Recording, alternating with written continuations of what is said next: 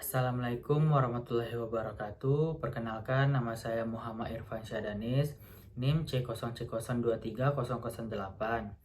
Mata kuliah Penganggaran Perusahaan. Di sini saya akan mempresentasikan materi konsep dasar penganggaran. Pengertian penganggaran adalah proses penyusunan rencana keuangan organisasi yang dilakukan dengan cara menyusun rencana kerja dalam rangka waktu tertentu, umumnya 1 tahun dan dinyatakan dalam satuan moneter. Penganggaran merupakan bagian dari proses perencanaan organisasi yang secara umum meliputi perencanaan strategi, penyusunan program, dan penyusunan anggaran. Jangka waktu perencanaan organisasi dibagi menjadi 3, yaitu perencanaan jangka panjang, perencanaan jangka menengah, dan perencanaan jangka pendek.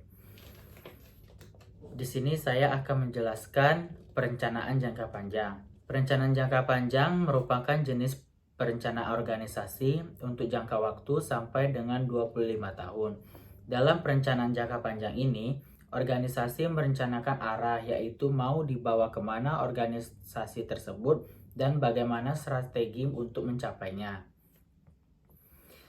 Istilah rencana jangka panjang ini untuk berbagai jenis entitas sering berbeda-beda meskipun mempunyai makna yang sama.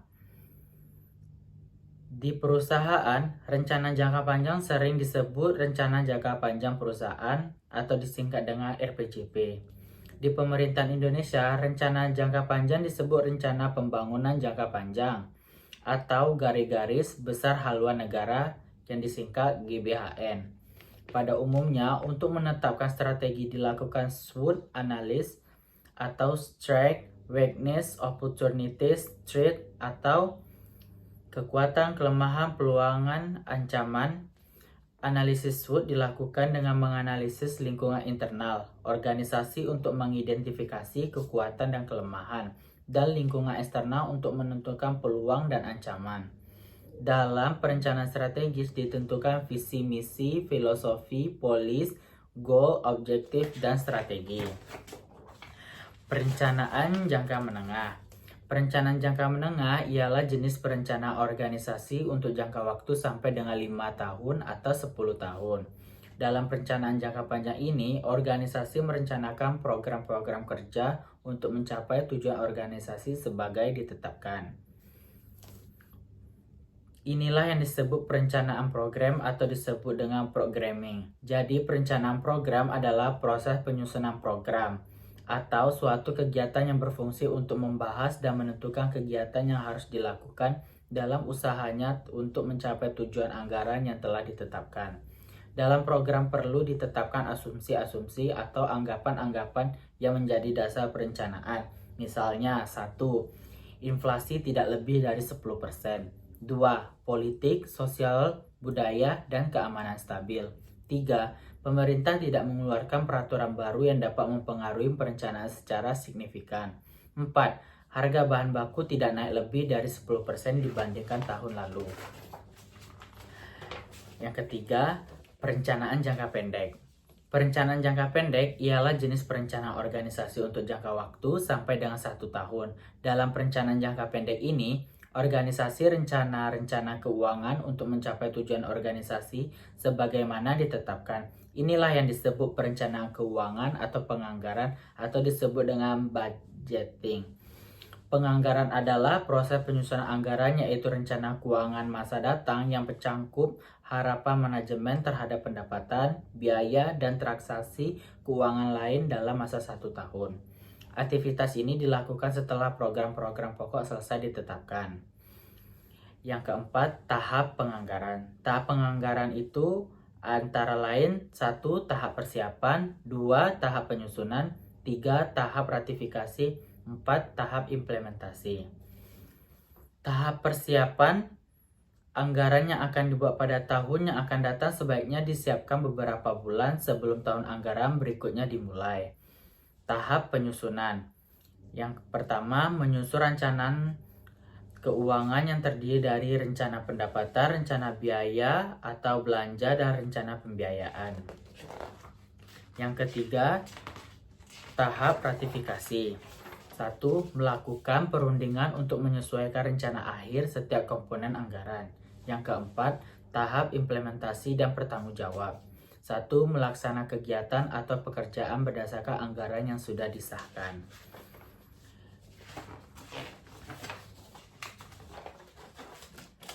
Karakteristik anggaran. Yang pertama, rencana. Anggaran memuat serangkaian rencana keuangan yang diproyeksikan di masa yang akan datang. Maka di dalam anggaran terdapat asumsi-asumsi yang dijadikan pedoman untuk merealisasikannya. Yang kedua, meliputi seluruh kegiatan organisasi. Anggaran ini memuat seluruh rencana kegiatan organisasi, baik yang berhubungan dengan pendapatan, belanja, maupun pembiayaan. Yang ketiga, dinyatakan dalam unit moneter. Anggaran memuat rencana kegiatan yang harus dilengkapi dengan satuan moneter dalam estimasi jumlah tertentu. Yang keempat, jangka waktu tertentu yang akan datang. Anggaran membuat rencana kegiatan dalam jangka waktu atau periode tertentu, umumnya 1 tahun. Jenis anggaran. Anggaran dapat dikelompokkan dari beberapa sudut pandang sebagai berikut. Yang pertama, menurut dasar penyusunan anggaran terdiri dari A. Anggaran tetap atau disebut dengan fixed budget. Yang kedua, anggaran variabel, flexible budget. Nomor 2, menurut cara penyusunan anggaran terdiri dari A. Anggaran periodik, B. Anggaran kontinu. Yang ketiga, menurut jangka waktu, anggaran terdiri dari 1. Anggaran jangka pendek atau disebut dengan anggaran taktis. Yang kedua, anggaran jangka panjang atau disebut dengan anggaran strategis. Yang keempat, menurut bidangnya, anggaran terdiri dari 1. Anggaran operasional, 2. Anggaran keuangan. Yang kelima, menurut kemampuan di dalam penyusunan anggaran terdiri dari 1. Anggaran komprehensif, 2. Anggaran parsial. Yang keenam, menurut fungsinya, anggaran terdiri dari 1. Anggaran apropriasi atau disebut dengan appropriation budget. Yang kedua, anggaran kinerja, performance budget.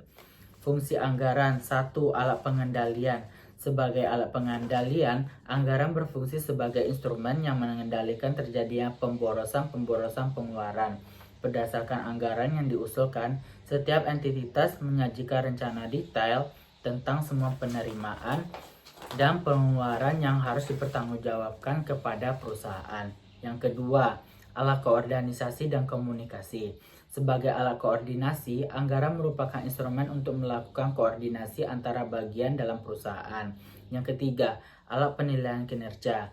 Sebagai alat penilaian kinerja, anggaran merupakan wujud komitmen dari pihak eksekutif sebagai pengguna anggaran kepada perusahaan sebagai pemberi wewenang. Yang keempat, alat pemotivasi. Sebagai alat pemotivasi, anggaran sektor publik dapat memotivasi pihak eksekutif beserta stafnya untuk bekerja secara ekonomis, efektif, dan efisien dalam mencapai target dan tujuan organisasi yang telah ditetapkan. Variabel anggaran efektif. Variabel-variabel ini anggaran efektif ini adalah sebagai berikut. Yang pertama, penghargaan. Yang kedua, perilaku pemimpin. Yang ketiga, perilaku rekan kerja. Yang keempat, komitmen organisasional. Yang kelima, change efisiensi. Yang keenam, orientasi kerja tim. Yang ketujuh, komitmen program. Yang kedelapan, degree of participative coverage. Yang kesembilan, job related tension atau disingkat dengan GRT.